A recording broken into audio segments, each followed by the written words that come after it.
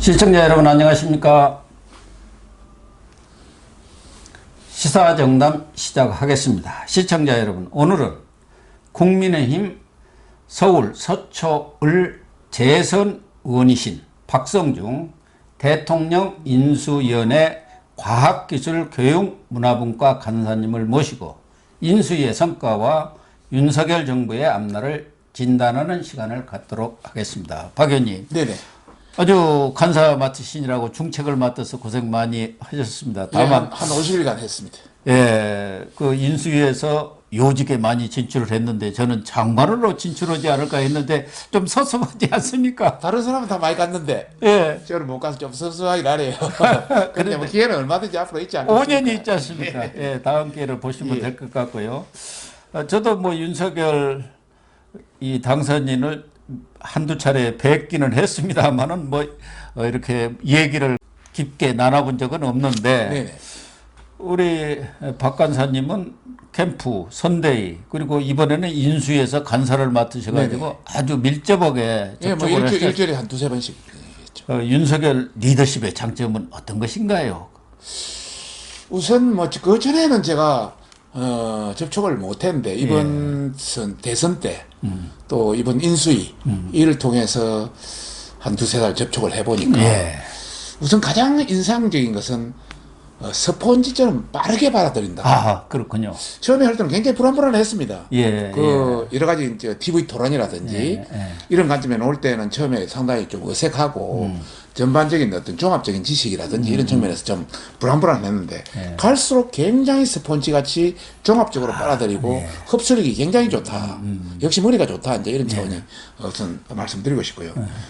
두 번째는 어떤 실행력, 집행력, 어떤 본인이 하고 싶다 하면 그것을 계속 강조하고 또다시 지시하고 이래가지고 어떤 구체적인 앞으로 뭐 정책 집행은 내가 보지는 못했습니다만은 그 인수위 안에서 본인이 당초 그 어떤 선거 때 약속했던 공약 이런 것을 그대로 현장에 가서 뭐 체킹하고 하는 걸 보니까 집행력도 대단하겠다는 생각이 들고요.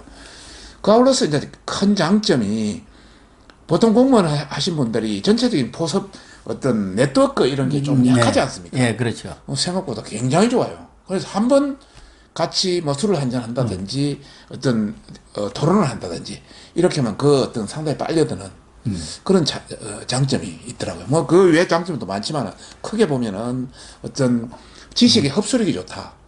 그 다음에 어떤 집행 실행력이 좋다. 추진력. 그리고 어떤 네트워크, 사람을 어떤 끄는 매력이 있다. 이런 말씀을 드리고 싶네요.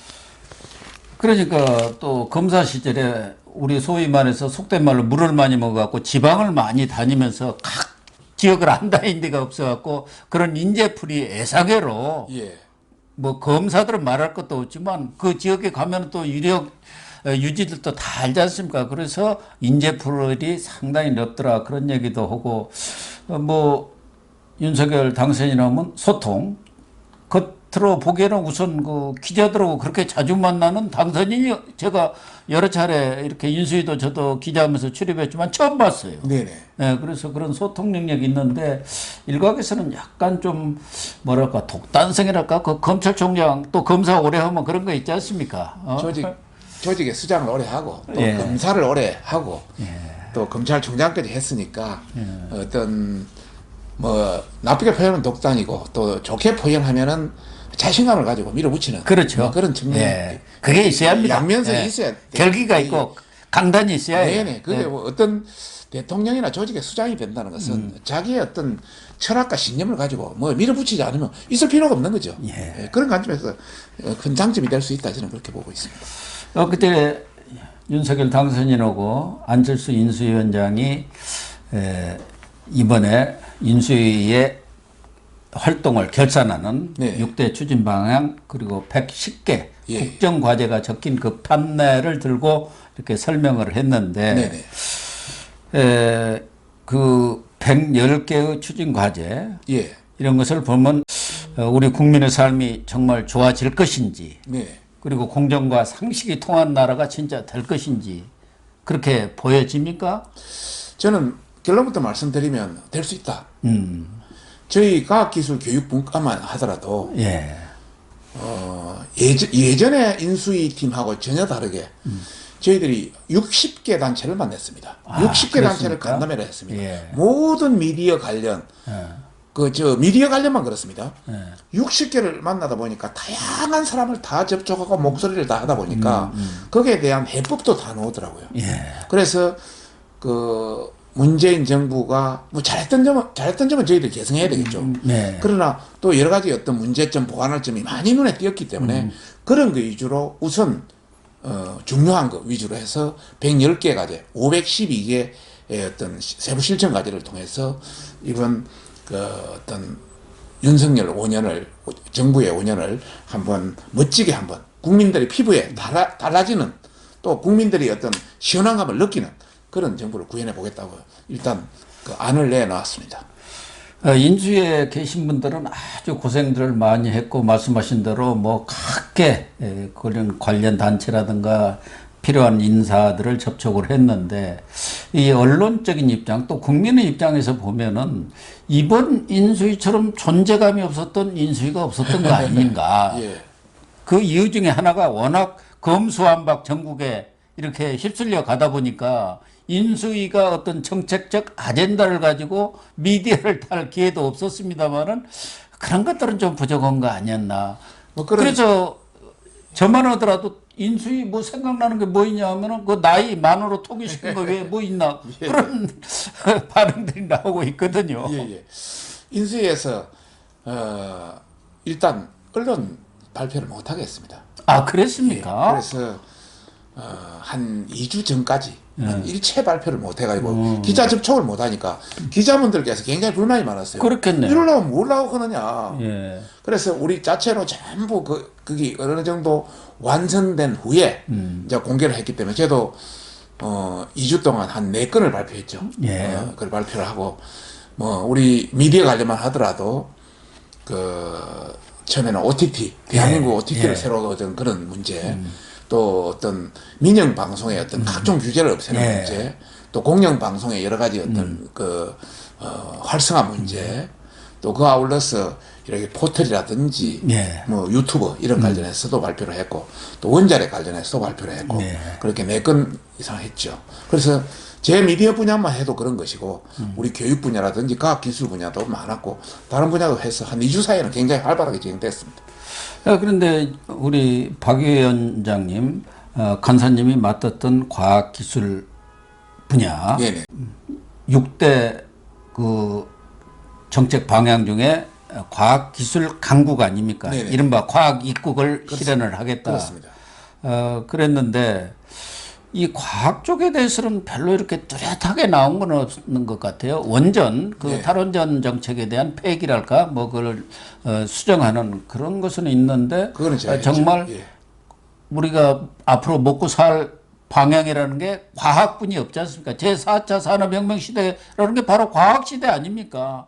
그런 것에 대한 어떤 이렇게 종합적이랄까, 좀 우리 국민들 눈에 확 띄는 그런 어떤 정책이나 아젠다는 없었지 않나 그런 생각도 듭니다. 이 과학기술 분야는 우리 남기태 교수가 주도를 했습니다. 서울대 공대가 아주 젊은 과학자로서 올해 뭐 청암상까지 받은 앞으로 노벨상이 유력시되는 아주 뛰어난 교수입니다. 젊은 과학자인데 사실은 발표를 했는데 언론에서 크게 받아주지를 않더라고요. 같이 저들하고 이제 논의할 때 대한민국 과학이 지금 현재까지는 팔로 선진국을 따라가는 그런 과학이었지 않습니까? 이제는 우리가 퍼스트 무버, 먼저 뛰쳐나가는 과학기술 강국으로서 과학기술 선도로서 첨단 새로운 기술로서 먼저 뛰쳐나가는 그런 나라를 만들어야 돼. 우리가 미래 먹거리에 살 수가 있다 이런 차원에서 뭐 4차 산업혁명이라든지 또 최근에 우리가 잘 나가는 이 반도체라든지 2차 전지라든지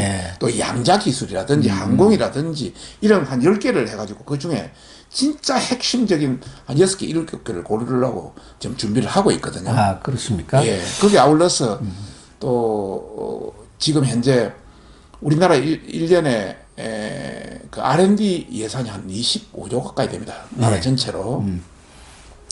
그래서 이것을 집적화해서 그리고 그 전체적인 데이터를 공유해서 정말 그 민간하고도 서로 공유해가지고 빅데이터를 공유하면 그게 상당 부분 에너지가 생길 수 있지 않습니까? 아, 그렇군요. 그런 차원에서 그런 부분도 새로 시도를 하고 전 과학의 논문이라든지 이런 걸 누구나 볼 수 있도록 예. 어느 정도 되면은 그래서 같이 공유할 수 있는 그런 나라를 만들어 나간다는 그런 차원이고요. 또 그런 부분들이 언론에 언론에 이렇게 잘 부각이 잘 안 안 됐는데 됐어요. 예, 예. 남기태 교수가 연구는 잘하지만 네네. 언론 상대하는 언론을 것은 또 상대해서 그게 좀, 맞게 네네. 입맛에 맞게 이렇게 예. 가공을 해갖고 그게 잘안 이렇게 되시더라고요. 포장이 해서 발표가 돼야 합니다. 네네네. 입맛을 맞춰줘야 하는데 그런 것은 잘 못하셨던 앞으로 모양이네. 가기부 장관이 예. 이번에 이종호 씨라고 예. 그 서울대 반도체 연구소장을 하시는 예, 분이 예, 그렇죠. 예, 들어갔기 때문에 아마 과학기술 분야는 상당히 어떤 중점을 두고 또 당선인도 굉장히 강조하세요. 이제 그런 차원에서 기대해도 좋다.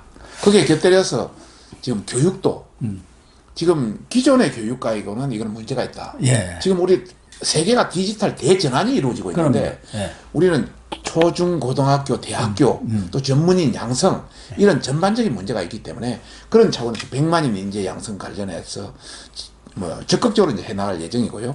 그래서 교육도 뭐 혁신을 기해서 정말 이제는 기존의 교육 플러스 이 과학 교육 특히 디지털이라든지 소프트웨어라든지 이런 관련 여기에 중점을 두어서 세계와 경쟁하는 그런 교육을 하겠다는 게 저희들의 중점 과제였습니다.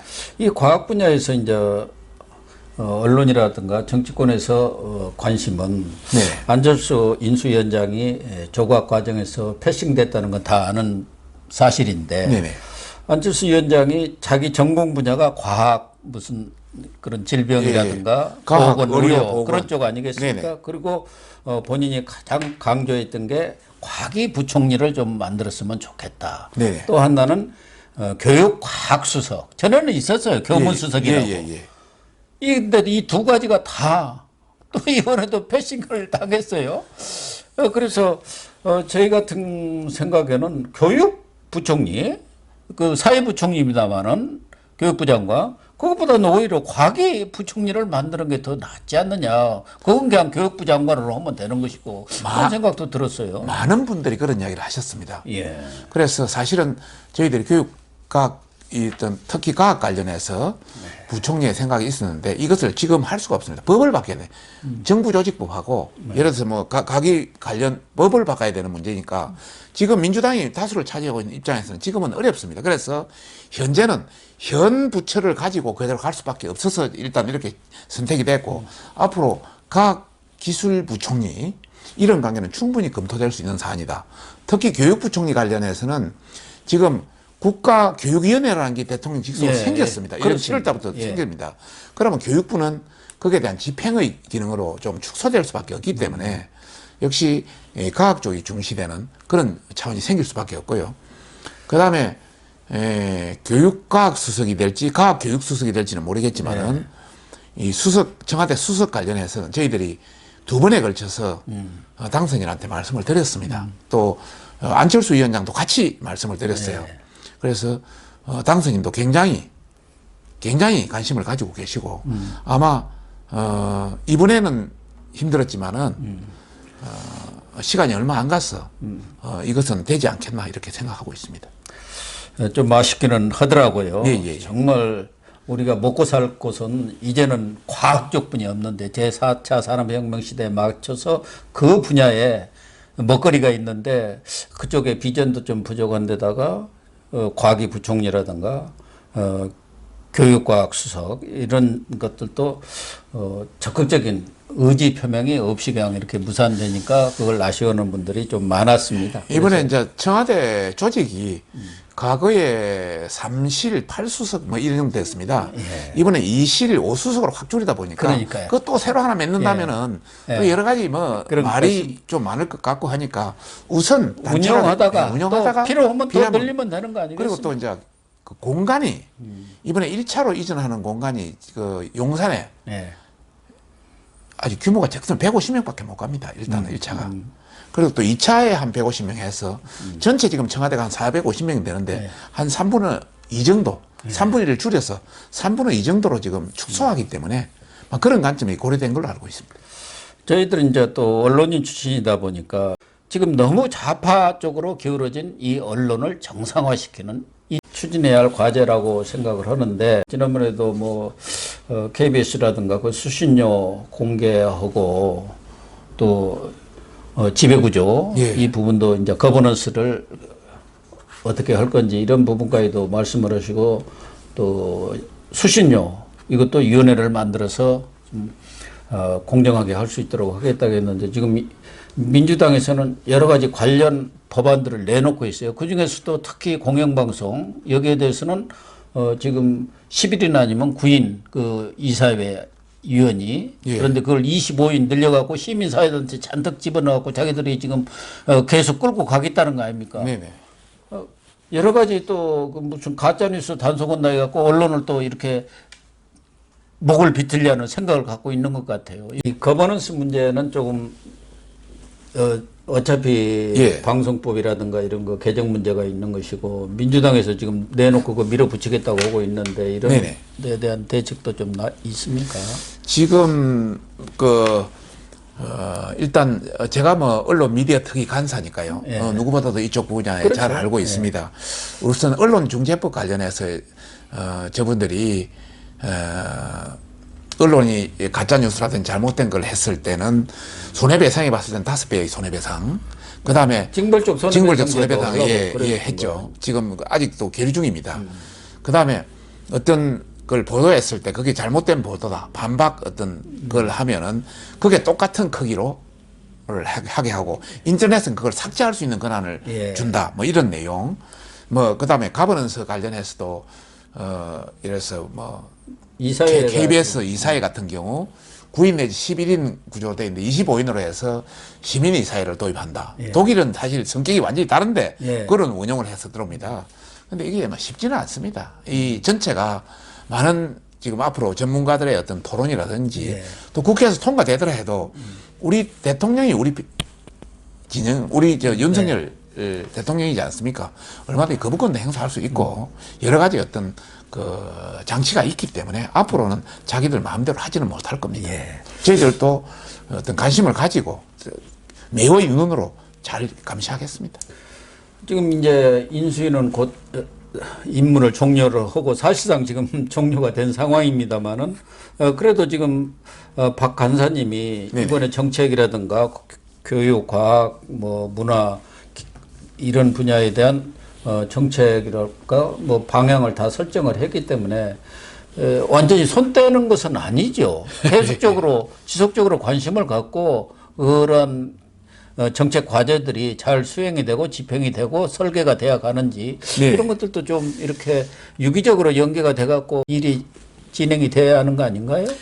인수위의 이제 공식 종료는 금요일 5월 6일 날 이제 공식 종료됩니다. 그리고 인수위에서는 여러 가지 110가지의 어떤 국정 과제 또 12가지의 여러 가지 어떤 실행 어떤 과제 이런 거에 대한 부분은 각 분야별로 일단 책자가 돼서 각 정부에 전달할 겁니다. 그리고 그것은 앞으로 국무회의를 통해서 각 정부 부처에 그게 삼재돼 가지고 또 정부 부처에서 파견된 공무원들이 다 있기 때문에 그분들이 그걸 점검하고요. 뭐 저도 이제 국회로 돌아가지만은 앞으로 미디어 관련 분야에 대해서는 앞으로 청와대라든지 관계부처 예를 들어서면 문체부, 가기부, 방통위, 방심위 이런 데서 이것이 제대로 집행되는지 감시하고 또 국회에서 여러 가지 어떤 체크하도록 하겠습니다. 그렇게 좀 잘 해주시기를 부탁드리고 이제 국회로 돌아가시니까 정치 관련해서 한두 개만 짧게 묻겠습니다. 하나는 6일 지방선거가 이제 한 달도 안 남았습니다. 지금 우리 박 의원님이 워낙 중요한 일을 많이 맡았는데 서울시당 위원장 아닙니까? 지금 서울시당 위원장입니다. 여론조사상으로는 지금 오세훈 시장하고 송영길 민주당 후보 간에 뭐 한 20% 차이가 나던데 그러나 선거는 또 모르거든요. 더군다나 이재명 지지층이 그대로 대선이 끝난 지가 얼마 안 됐기 때문에 그 민심이 여전히 살아있지 않습니까? 지난번에 뭐 한 5%, 한 30만 표뿐이 차이를 못 냈기 때문에 경우에 따라서는 이렇게 과연 서울시 안심해도 될지 서울 민심하고 또 하나 뭐 시장도 중요하지만 25개 예, 예. 구청장도 있지 않습니까? 네네. 지금 뭐 저 서초구청 거기도 이제 사퇴를 했습니다마는 예, 예. 조은희 구청장 예, 예. 딱 하나 예. 지난번 선거에서는 이겼잖아요. 이번에는 몇 개나 이깁니까?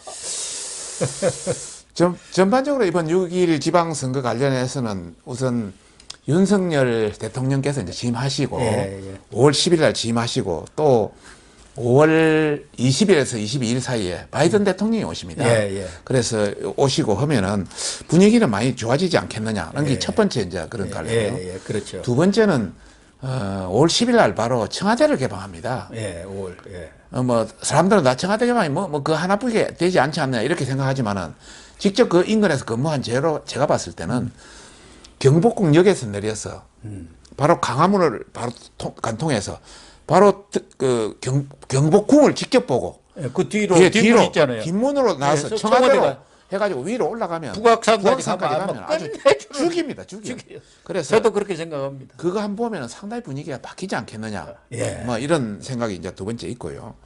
아, 그다음 그래요. 아울러서 지금 서울시장이 이제 오세훈 서울시장이 뭐 1년밖에 안 됐기 때문에 그런 대로 지지율을 잘 가지고 있고 최근에 또 분위기가 민주당이 검수완박을 억지로 저렇게 통과시키지 않습니까? 예. 많은 무리를 해서 예. 법의 어떤 절차라든지 정식적인 것도 없이 완전히 편법으로 저렇게 통과시켰거든, 강제로요. 네. 이런 것도 국민들한테 눈에 비쳤기 때문에 상당히 지금 지지율 오세훈 시장과 송영길의 차이도 있고 당의 어떤 지지율 차이도 상당히 있습니다. 당의 지지율도 지금 국민의힘이 50%고 네네. 서울만 하더라도 한 15% 이렇게 15% 차이 차이입니다. 나더라고요. 그래서 저희들은 이번 선거는 좀 약간 낙관하고 있는 입장이고요. 지난번 서울시장 보궐선거가 18% 차이 났습니다. 예, 18.3인가요? 예. 그다음에 그 대선 때는 4.8% 차이 났습니다. 예, 예. 그러니까 한 5%에서 18% 사이죠. 이번에는 한 20% 차이 나지 않겠느냐 이렇게 보고 있고요. 그래서 시장은 조금 쉽게는 갈 수 있다 이렇게 저희들은 그렇게 보고 있고요. 뭐 시장 가면은 거기에 가치들 찍지 예, 않습니까? 같이- 그냥 주르르 찍으니까 구청장도 25개 다 먹는 거 아니에요? 과거에도 그냥 바람 불면 싹 이렇게 싹쓸이를 했거든요. 한두 개 빼고는. 밴드 외건 효과라서 막 왕하고 따라가는 그런 효과가 있는데요. 25개 구청장 중에서 이번 대선 때 저희들이 14개 구청을 이겼습니다. 그래서 저희들이 한 20개는 먹지 않겠느냐. 20개. 저희들은 그렇게 보고 있습니다. 예, 그리고 방금 뭐 검수완박법 얘기를 했지만 이거야말로 입법 폭주고 입법 쿠데타다. 네네.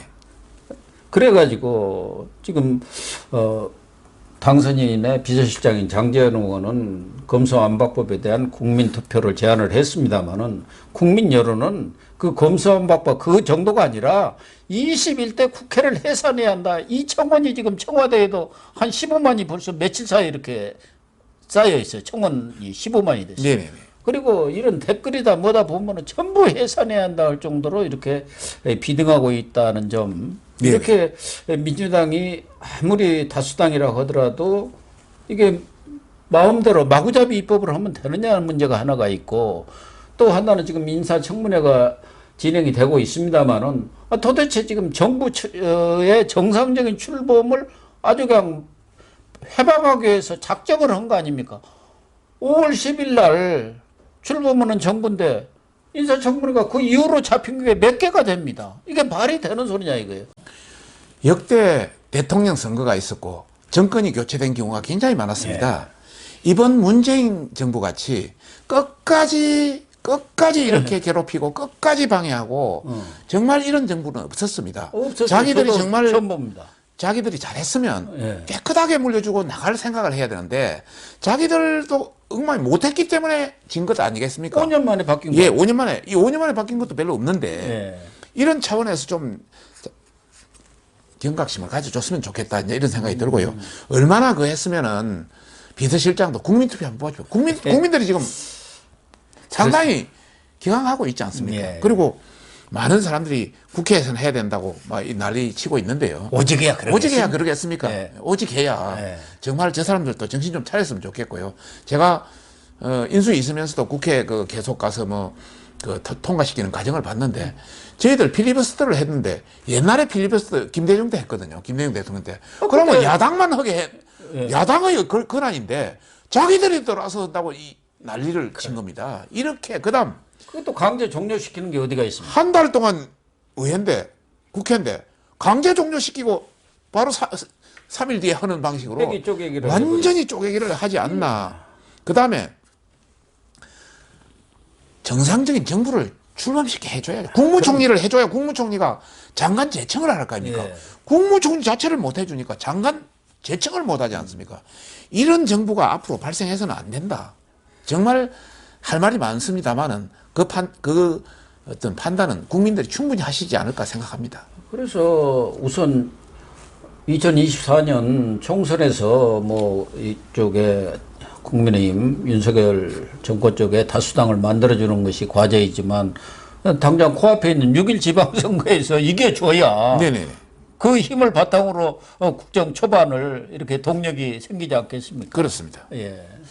국민들 충분히 판단하고 저희 지지를 하지 않을까 저는 그렇게 생각합니다. 정말 해도 너무한다. 예. 이런 정권은 없었다. 역대의 세계 정치사를 봐도 이런 정권은 없다. 이런 말씀을 드리고 싶습니다. 더군다나 울고 싶습니다.